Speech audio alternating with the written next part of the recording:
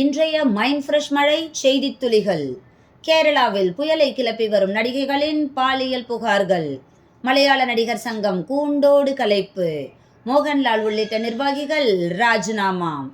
எனது அமெரிக்க பயணம் வெற்றியடையும், முதலமைச்சர் மு.க.ஸ்டாலின் பேட்டி. மம்தா பதவி விலக கோரி கொல்கத்தாவில் மாணவர்கள் போராட்டம் வெடித்தது. போலீஸ் தடியடி, கண்ணீர் புகை குண்டுகள் வீச்சு. நடிகர் விஜய் கட்சி கொடியில் யானை சின்னத்தை பயன்படுத்தியதற்காக தேர்தல் கமிஷனில் பகுஜன் சமாஜ் கட்சி புகார். உக்ரைனில் அமைதி திரும்புவதற்கு யோசனை தெரிவித்த பிரதமர் மோடிக்கு ஜோ பைடன் பாராட்டு. சவுக்கு சங்கர் வழக்கு 30ஆம் தேதிக்கு தள்ளி வைப்பு.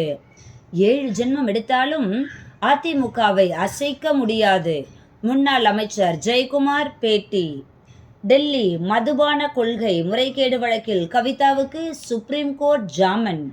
பெங்களூரில் இருந்து கண்டெய்னர் லாரியில் கடத்தி வந்த 10 டன் குட்கா பறிமுதல். பெண்கள் 20 ஓவர் உலகக்கோப்பை போட்டிக்கான இந்திய கிரிக்கெட் அணி அறிவிப்பு. இத்துடன் இன்றைய மைண்ட் ஃப்ரெஷ் மழை செய்தி துளிகள் நிறைவடைகின்றன.